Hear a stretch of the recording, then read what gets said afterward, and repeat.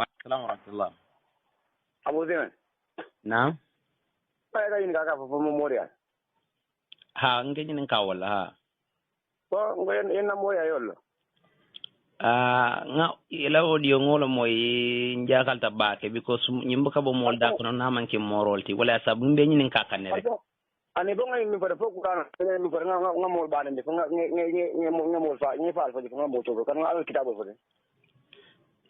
yala kitabo fa yala ni bulu nyumala ka yala ni nyumala fahamo kan ni ha ala mbu ko ko ala ko ko mu jara mo bi ko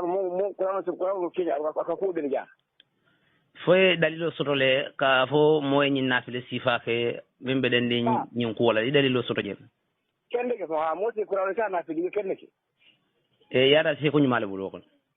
ngala ngu ha wala ko trawle sak trawle don na ma yata wala bulo kon ha karamo ba الحمد لله يا أخي جزاك الله خيرا وكثر الله من أمثالك يا أبا عثيمين ألا ما يجولا خير له يا لون تونيا أما نيونسوتو أدون هذا مدينو مانيانكا تونيا دين مولولا نكنا تونيا دين مولولا دي تونيا مفانسون كوالي تابلورا فايي nyantaka jeko momo nyantaka bula wol tonya le noma baro tonya ma nyantaka bula mono ma de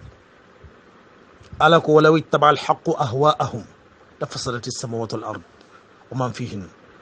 bal atainahum bi dhikrihim fama dhikrihim muridun ala ko nyin tonya le abula nyi mol la ni diya noma sam fata woro wala ni banka fata woro bebe tinyalale yaji fo bidiyango tambita nyinna akhi iko memu sastrawaliti ay fin kongole di atela ma anzal Allah biha min sultan fin kongo mi alonko al asl fi al ibadat at tawqifiyya itena ye alabatu femuta ya ihdath laysa laka salafun fiha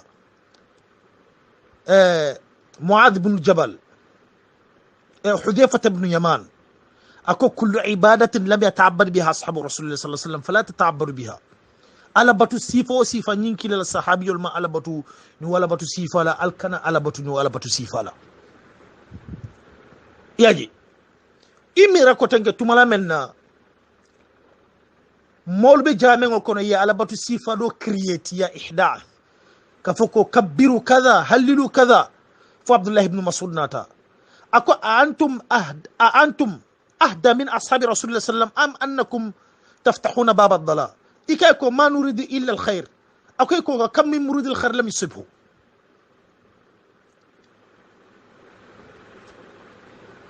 أكويكو ابن مسعود كويكو ألتول منان ألتول لك كانت كتمين كيلنا لصحابي التبان فو ألتول كا فيلبانتي بندال يلي إيكايكو بري نتولو مالا فين نيامان كي كيروتي akwai ko mojele lafta kerola iman kerola silo walino ni ma silon walin ita sotolo ka fo kun lafta kerola lafita nan niyo senatale iman kerola silo walin ibn masud ko nkila la fanol fele ala bolol fele iman katifolo iman tefolo ala fanol fele iman tinyafolo nkila la sinnolu felenti ala atharol felenti على الصحابي الفلنتي كراموا شيخ تراول اللي يعفو كومي بين الناس في السيفال كلا ني لفت كم سوني شيخ تراول فول يعفو با بين يعفو كلا كم مسوني فني كم كوني ناسونا كان كاي بين قران نافي كا دوا با على كايرو جالا با كيلي قران دو مو يان كو نافي دوا hani ngamo ile ngo fi Sheikh Tarawl le nyindi la furu nyanga may finansi ko ke lo tan kaw ki ko ka na fi ni muktan rambati ngana fi fo dalilo bi jela min dila ka fo ko sunno to wala kitabo to dalilo fere dalilo be ko fambe ya ngey dalilo be mi ngal ko mambe dia ani yalo tele ya dandis wala sa bu ngi tan ka dalilo be mi ngal ko mambe dia نين ترياكم الكنا إحداثك في الدين usastrawol la bidangol mo yakamendi molla ama foko ala ko ama foko kilako ko ha nyimo ka muso nyini wala ika bamballe nyibe nyimobuke ino wala kuma sifal yani ka foko ha